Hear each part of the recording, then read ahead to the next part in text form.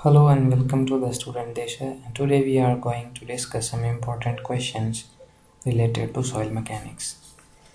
These MCQ questions will be helpful for the all state and central government junior engineer and assistant engineer examinations. The explanation will be in both Hindi and English language. So let's move on and start with the first question. The sum of relative consistency and something is equal to 1. मतलब कि relative consistency में क्या जोड़ें कि इनका जो सम है वो एक हो जाए।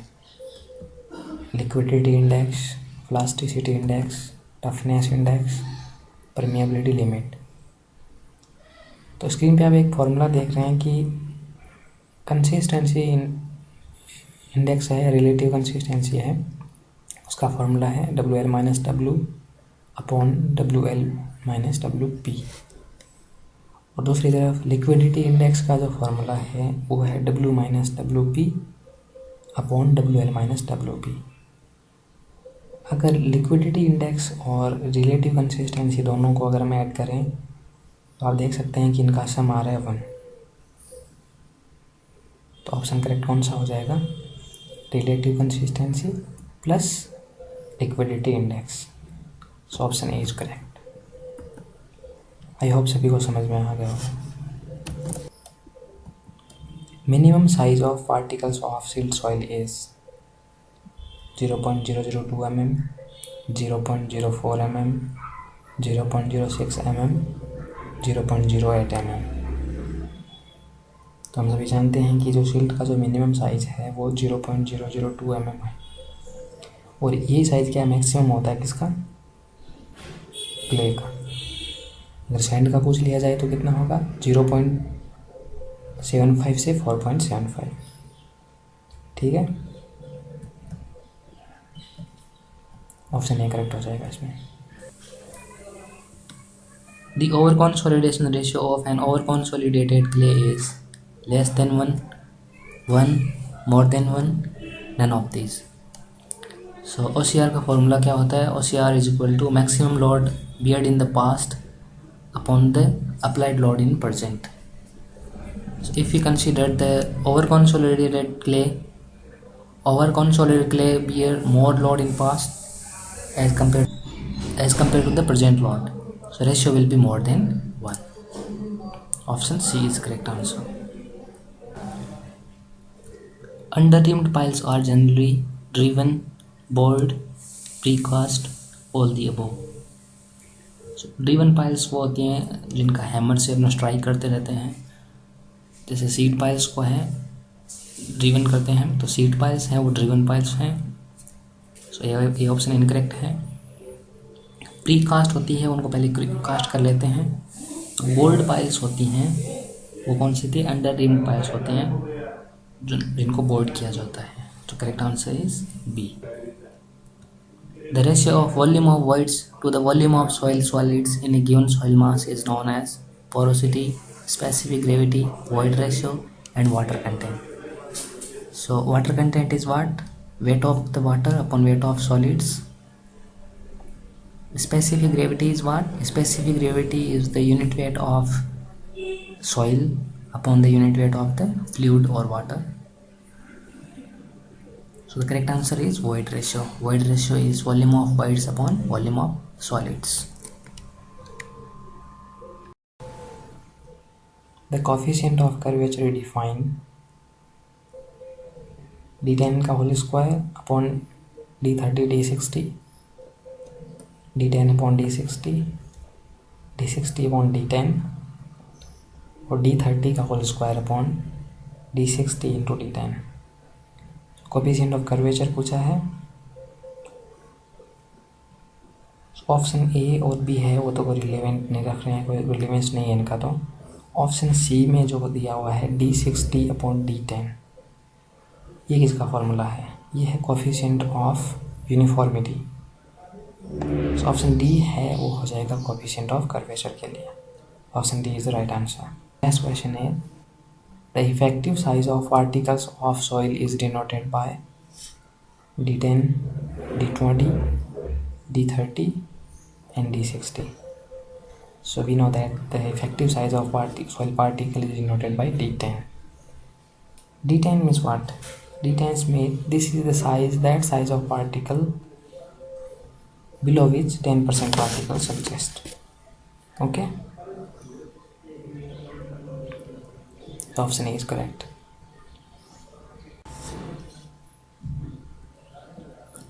Degree of saturation of a natural soil deposit having water content 15%, specific gravity 2.50 and void ratio 0.5 is. तो अपने को वाटर कंटेंट दिया हुआ है, स्पेसिफिक ग्रेविटी जी की वैल्यू दी हुई है 2.50, वॉइड रेशियो ई की वैल्यू है वो 0.5 अपने को दी हुई है। तो पूछा क्या है इसमें? डिग्री ऑफ सेचुरेशन, एस की वैल्यू पूछी है। एक बार ऑप्शन देख लेते हैं, 50%, 60, 75 एंड 80%। सो अगर इस तरह की चीज़ें दी हुई हो और डिग्री ऑफ सेचुरेशन पूछा जाता है तो अपने एक फॉर्मूला यूज़ करते हैं, कौन सा है? S into E equal to W into G. इस फॉर्मूले में अगर वैल्यू पुट करेंगे तो ये वैल्यू आ जाएगी, उसका आंसर आ जाएगा SE इक्वल टू WG। तो अपने को S निकालना है तो W की जगह 15 पुट कर दीजिए, G की जगह 2.50 और इसको डिवाइड कर दीजिए वॉइड रेशियो जो कि 0.5 दिया हुआ है। सो आंसर आ जाएगा 75%। 75 is the correct answer. And these are the questions which are mostly asked in junior engineer and assistant engineer examination. If you are going to participate in 4 examination in a year, so definitely you will find this type of questions in 3 examination. And this is simple, but if you have remembered the formula then you can solve, otherwise you just have to skip the question. The next question is, the coefficient of compressibility of soil is the ratio of stress to strain, strain to stress, stress to settlement, rate of loading to that of settlement. तो coefficient of compressibility क्या होता है? ये होता है slope होता है, ये नेगेटिव स्लोप है, डिक्रीजिंग स्लोप है, void ratio versus effective stress curve का। इसको हम ए वी से डिनोट करते हैं और फॉर्मूला क्या होता है? A V equal to minus of change in the void ratio upon change in the effective stress. Okay, so option B is the correct answer. The next question is, if the failure of a finite slope occurs through the toy, it is known as. एक finite slope है, अगर उसका failure हो रहा है toy के through, तो इस तरह की फेलियर को क्या बोलते हैं? Slope, face failure, base failure and toe failure. इस तरह के फेलियर को हम क्या बोलते हैं? Toy failure. टॉय फेलियर बोलते हैं इसको। टॉय फेलियर किस कारण से होता है? कि टॉय के आसपास जो सॉइल है वो बहुत वीक है, टॉय के आसपास जो सॉइल है वो बहुत वीक है, उसकी वजह से टॉय फेलियर होता है।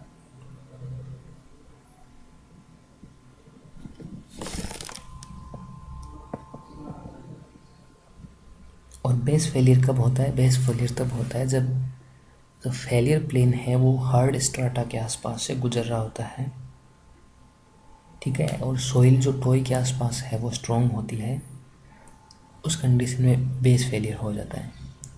और फेस फेलियर कब होता है? फेस फेलियर तब होता है जब एंगल ऑफ स्लोप बीटा जो होता है वो अगर बहुत ज़्यादा हाई हो, उस कंडीशन में फेस फेलियर हो जाता है। और option A slope failure, all 3 remaining options are type of slope failure.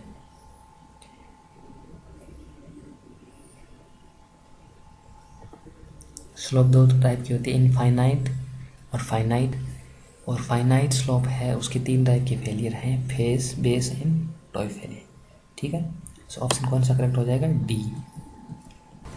The next question is, the water content of soil is defined as the ratio of volume of water to volume of given soil, volume of water to volume of voids in the soil, weight of water to weight of air in void, weight of water to weight of solids of given mass of soil. So the correct answer will be weight of water to weight of solids of given mass of soil. इसमें याद रखने की चीज़ ये है कि इसमें wait consider किया जाता है, वाटर का भी और सॉइल सॉलिड्स का भी, इसमें वेट कंसीडर किया जाता है। तो वॉल्यूम से आपको इसमें कंफ्यूज नहीं होना है। वॉल्यूम कब कंसीडर किया जाता है? Volume of voids upon volume of solids, ये किसके लिए होता है? वॉइड रेशियो के लिए। और वाटर के लिए जो है weight of water upon weight of soil solids. Accurate determination of water content is made by, so water content का डिटर्मिनेशन करना है तो कौन सा मेथड है वो है एक्यूरेट है। सो आपको बताना है calcium carbide method, sand bath method, alcohol method, oven drying method. तो 4 टाइप के मेथड्स हैं, उनमें से कौन सा है जो मोस्ट एक्यूरेट है? तो देखो कैल्शियम कार्बाइड मेथड है वो क्विक मेथड है जो फील्ड और लैब दोनों में ही किया जा सकता है और इसमें 5 से 7 मिनट का समय लगता है। So calcium carbide method is the quick method which can be use in field and lab and it takes 5 to 7 minutes to perform. The sand bath method. Sand bath method is a field method and it is performed in the absence of the lab facility and in absence of the picnometer. And it's not accurate. ये method ज़्यादा accurate नहीं है। Alcohol method की बात करें तो alcohol method is quick method but this method is not suitable for the organic soil. Organic soil के लिए एल्कोहल मेथड सुटेबल नहीं है। क्यों नहीं है? क्योंकि एल्कोहल के साथ जो ऑर्गेनिक सॉइल है वो रिएक्शन कर लेती है। ऑर्गेनिक सॉइल है वो रिएक्शन कर लेती है और उस वजह से इसका जो वाटर कंटेंट है वो चेंज हो जाता है। तो ये एल्कोहल मेथड है वो ऑर्गेनिक सॉइल के लिए सूटेबल नहीं है, क्विक है। अगर बात करें ओवन ड्राइंग मेथड की तो ये मोस्ट एक्यूरेट है, most accurate in all the methods of water content determination, widely use किया जाता है और ये लैब में ही यूज किया जाता है और ऑल टाइप ऑफ सॉइल के लिए हम इसको यूज कर सकते हैं। So oven drying method is most suitable, most accurate, most widely used and perform in the lab and suitable for all the soils. This question has been asked many times in many examination considering junior engineer and assistant engineer. Next question is the liquid limit and plastic limit exist in sandy soil, silty, gravel and clay soil. So as we know that in all other soils plastic limit exists but liquid limit does not exist. So both the limit exist in which type of soil? In clay soil only. So the correct answer will be D, clay soil.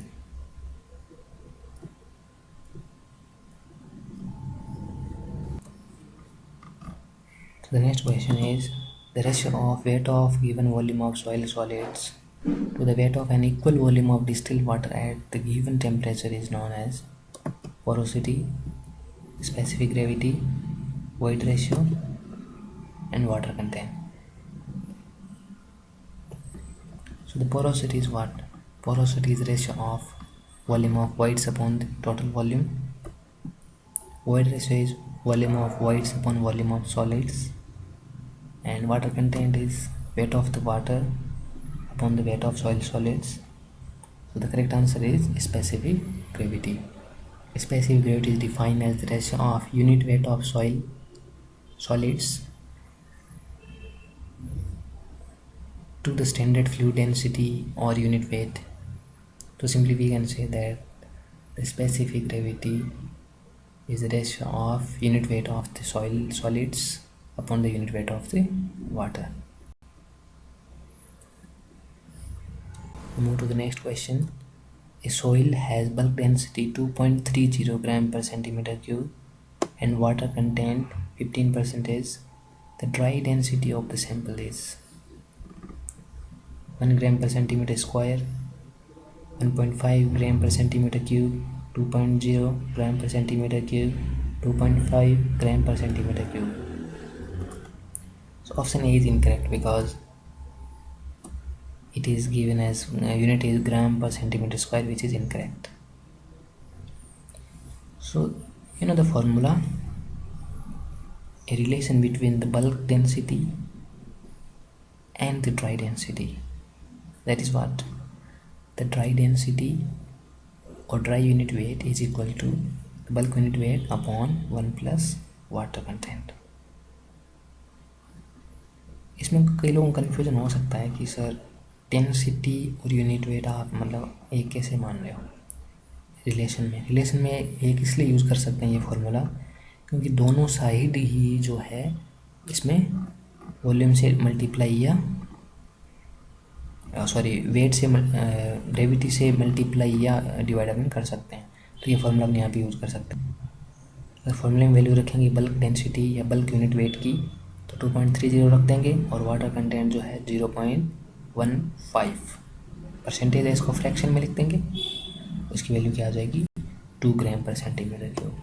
ठीक है, ये formula भी बहुत important है और बहुत बार इस question आए हुए हैं. तो correct answer is C.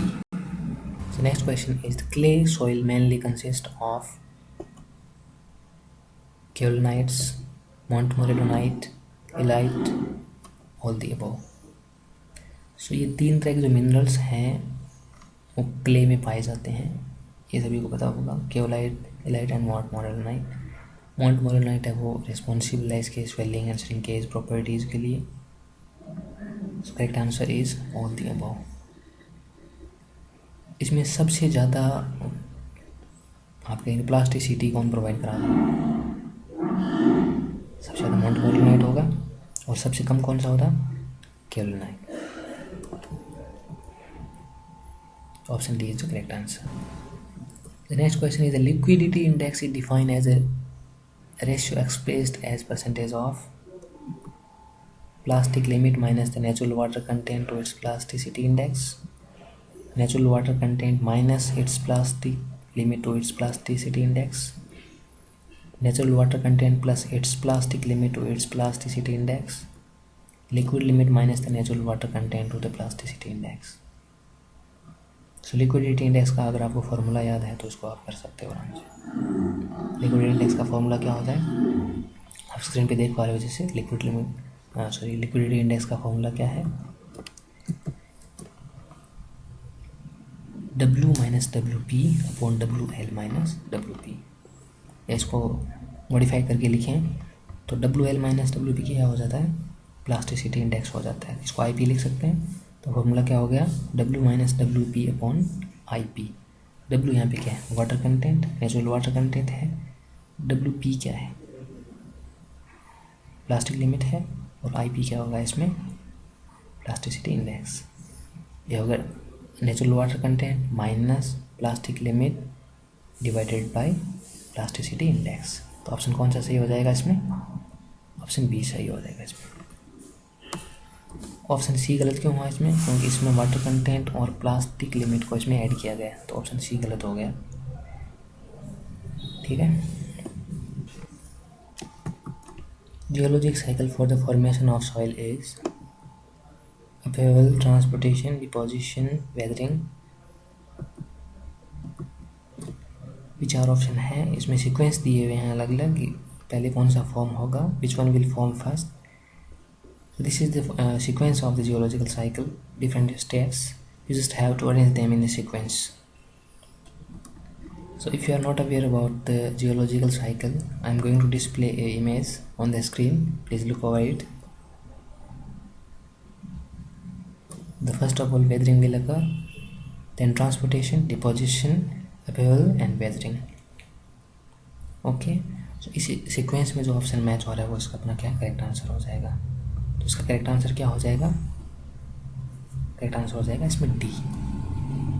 D इसमें करेक्ट आंसर हो जाएगा. पहले वेदरिंग होगा, फिर transportation, deposition and upheaval. Okay, D is the correct answer. Is the correct answer. D is the correct answer. D is the correct answer. D is the correct answer. Okay.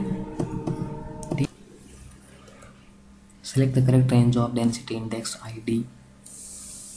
ID greater than 0, less than 0, 0 to 1, and 0 to 1 including both the values. So you can see a range on the screen.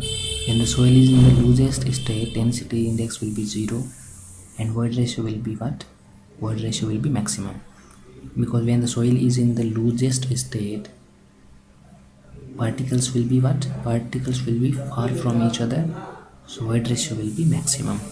And when the soil is in the densest state, void ratio will be minimum, soil will be compacted, and the density index will be 1.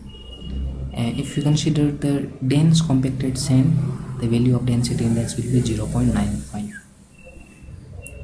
If you don't know the formula, I can repeat the formula. Formula for the relative density or density index is E max minus E upon E max minus E minimum. Means what? Means maximum void ratio minus void ratio at a time upon maximum void ratio minus minimum void ratio. ये formula होता है. Option correct कौन सा हो जाएगा इस range के हिसाब से? Option D. 0 एंड 1 दोनों वैल्यू भी इसमें इंक्लूड होगी, तो आपको सी और डी में कंफ्यूज नहीं होना है. Option D is correct.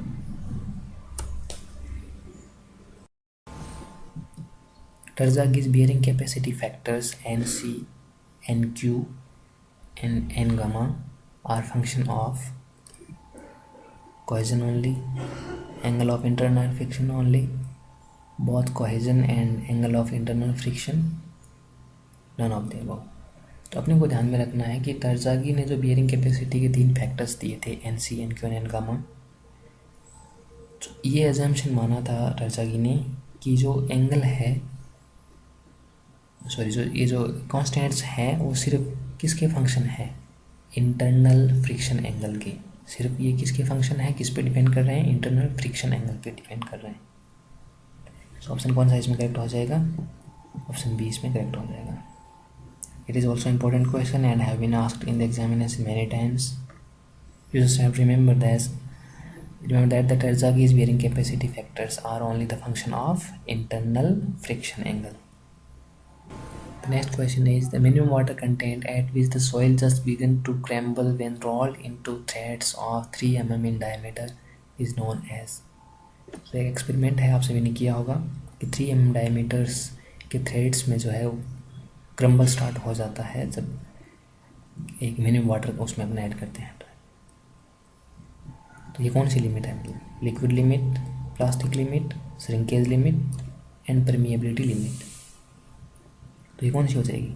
Liquid limit है क्या? लिक्विड लिमिट नहीं है. श्रिंकेज लिमिट है क्या? नहीं है. ये कौन सी लिमिट है? Plastic limit. ये कौन सी लिमिट है? प्लास्टिक लिमिट है. प्लास्टिक लिमिट में हम क्या एक्सैम्पल्स बनाते हैं, 3 mm के थ्रेड्स बनाते हैं और उनमें क्रैक्स या क्रैम्बल स्टार्ट हो जाता है तो उसको क्या बोल देते हैं? उसी वाटर कंटेंट को हम क्या बोल देते हैं? Plastic limit. So option correct कौन सा है? Plastic limit, B option. So आज के लिए फ़िलहाल इतना ही. अगर आप सर्वेइंग और बीएमसी की वीडियो देखना चाहते हैं तो लिंक उनका डिस्क्रिप्शन में दिया हुआ है. Please don't forget to subscribe and ring the bell to get notified for the next quiz. So our next quiz will be on the reinforced cement concrete RCC. Till then, please subscribe the channel to get the daily quiz in less time, and to get the PDF, just join the Telegram channel. Thanks.